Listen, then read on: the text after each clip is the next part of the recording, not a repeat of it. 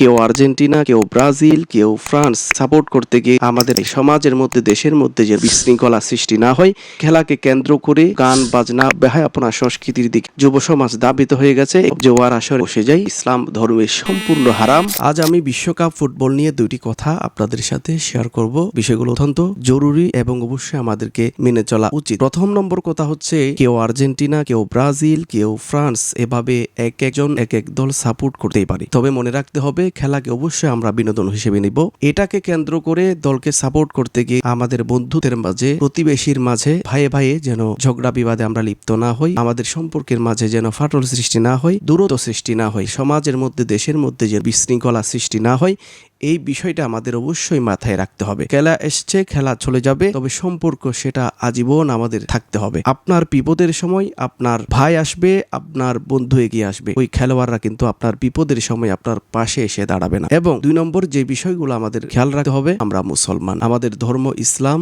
আমরা মুসলমান হিসেবে আমাদের ধর্মের একটা ঐতিহ্য আছে, আমাদের ধর্মের একটা স্বকীয়তা আছে। এই খেলাকে কেন্দ্র করে যে সমস্ত গান বাজনা, উলঙ্গপনা সংস্কৃতি, বেহায়াপনা সংস্কৃতির দিকে আমরা দাবিত হয়ে গেছি, যুব সমাজ দাবিত হয়ে গেছে, এগুলো থেকে অবশ্যই ফিরে আসতে হবে। আজানের সময় আজানকে আমাদের সম্মান দিতে হবে, নামাজের সময় অবশ্যই আমাদেরকে নামাজ আদায় করার জন্য মসজিদে প্রবেশ করতে হবে। এবং খেলাকে কেন্দ্র করে যে সমস্ত জোয়ার আসরে বসে যাই, আমরা বাজি ধরি, এটা ইসলাম ধর্মের সম্পূর্ণ হারাম। খেলাকে কেন্দ্র করে এটা থেকে যেন অবশ্যই আমরা বিরত থাকতে পারি, এই বিষয়গুলো অবশ্যই আমাদেরকে মাথায় রাখতে হবে। আমরা যেন কেউ কারো বিরুদ্ধে অশালীন কথাবার্তা না বলি, আমাদের পরিবার, আমাদের সমাজ, আমাদের দেশের মানুষদের মধ্যে যেন একটা বিশৃঙ্খলা পরিবেশ যেন সৃষ্টি না হয়, এই বিষয়টা অবশ্যই আমাদেরকে মাথায় রাখতে হবে। ধন্যবাদ সবাইকে।